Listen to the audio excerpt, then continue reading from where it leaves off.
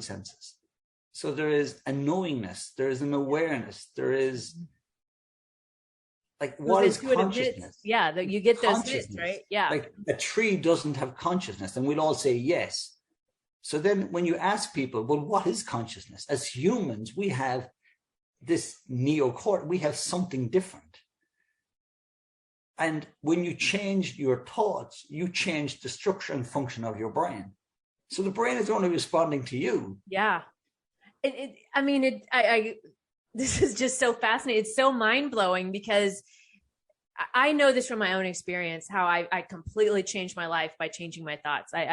This was about 5 or 6, actually, it's why I started the podcast, because I wanted to share that with people, that if I did it, you can do it too. There was nothing different about me other than the fact I just did it. And so that I know 100% without a doubt that is completely true, because I've proven that time and time again in my own life. And what I think what's amazing, what you're clarifying for me, is that you're even proving it more, proving the point that I already knew about that was true more, but also this dissection of these parts of us that have often been blended together into one. And this dissection of these parts, it's like we have this, to me, we can start to look at each part a little bit differently and pay attention to the parts rather than smashing everything together as a whole, and that it comes in a unit. Because what it sounds like from what you're saying is we have the ability to break these pieces apart. And in that we can think different thoughts. We can look at things differently. We can respond differently, and our brain is just going to do whatever it is that we tell it to do.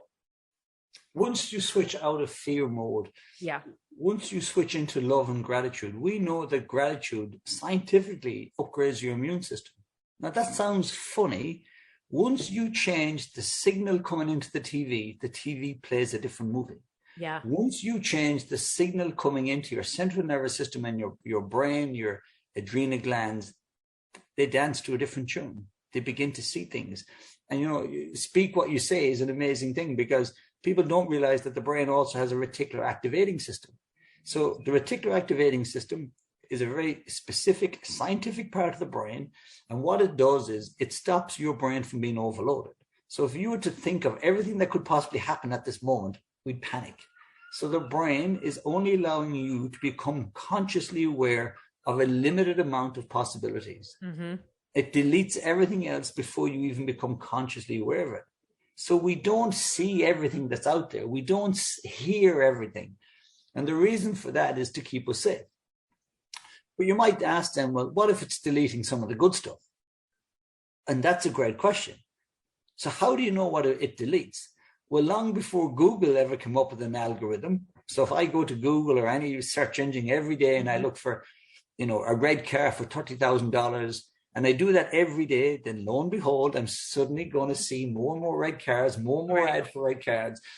What I won't see is ad for blue cars. So it becomes an echo chamber. Right. But the brain has its own echo chamber. It is called your reticular activating system. Everything you think about, the words you use, the things you listen to, the people surround you become your echo chamber. So those things that you speak about becomes the things that you become consciously aware of. And everything else that is different to that is deleted before you even see it. So we are literally becoming unconsciously blind to the things we don't speak about, to the things we don't think about. Yeah. Even that's an amazing thing. Yeah. And as you're talking about this, I'm like, I always go back to, I talk a lot on the show about our span of control, right? Because it feels, I hear from people, I don't have control over this, or I can't, everything's out of control. But what you're saying right there is we completely have the control. The control comes from the little things. The control comes from the thoughts in our head. The control comes from what we consume on a daily basis. If we're constantly bombarding ourselves with negative things versus if we're staying away from that and focusing on things that are more like nurturing and more good for our soul, right? What we think of control is what I'm hearing after we're talking, and what is a big realization for me is it's not these huge things that we often think about. It's the day to day, it's the minute to minute, hour to hour things that happen, small things every day in our life that seem so insignificant, that are actually the biggest part of our life, that set the tone and set the signal that's coming into our brain, which is what we experience in life. Exactly. And one of the greatest books I ever read is Man's Search for Meaning by Viktor Frankl, concentration camp survivor. Yeah. And he had every right in life to be angry and bitter, and he had every right to give up on the goodness of life. But he made a decision that he was not going to become his environment. Yeah. In order to be different to you. So we live in a world where there is anger, there is judgment, there is labels. People have been segregated, separated. There is war. We know all of that. Right. And I'm not saying we can deny that for 1 second. But if our thoughts, our emotions, and our energy becomes equal to the environment, then we can't change the environment. We simply become an extension of it. Yeah. Only love heals anger. Yeah. Only peace triumphs over peace. So when you look at people like Martin Luther King, Gandhi, the greatest leaders were people who refused to become their environment. So Viktor Frankl refused to become his environment. And every day in a concentration camp, he discovered things like meditation, visualization. He said, I'm not my environment. And if nobody else in here is interested in love and kindness, I'm interested in it. And he discovered something, that even in that environment, he could change his emotions. He could change his chemistry and biology. And he said this simple but beautiful thing. He said, we don't always get to control or define what happens to us. Mm-hmm. But we at every moment get to control and define how we choose to respond. Yeah. The words we choose, the things we think about, the food we eat, they're our choices. Yeah, we have control. The other most important thing he said, between stimulus and response, there is a space. And in that space is our ability to grow and to choose. Mm-hmm. But if we're eating processed food, if we're low on food, if we're anxious, we're closing that stimulus and then that space. So when something happens, we become conditioned reflexes. Without even thinking, we just hit back. We just eat the bar, eat the chocolate, drink the wine, send the email. And we're doing things we're not even thinking about it. Yeah. When we stop, when we breathe, when we meditate, we're expanding, we're opening the neocortex of the brain, we're shutting the amygdala down, we're now creating space, and we're asking, in this environment, who am I choosing to be? What words am I choosing to use? And ultimately, the biggest question in life is a question that I ask my clients all the time. What would love do? So you might have every right to be angry and bitter, but even if you're angry and bitter at someone else, it's you that's been eaten up. It's your central nervous system that's reacting to it. Right. So you might have every right to be angry, but you have a freedom not to be. Yeah, it's so powerful. That is so powerful. Gerry, you are such an inspiration, and this has been, and you're a fascinating person. This has just been an amazing interview. I want to, I wish we had more time, but unfortunately we're coming up to the end here.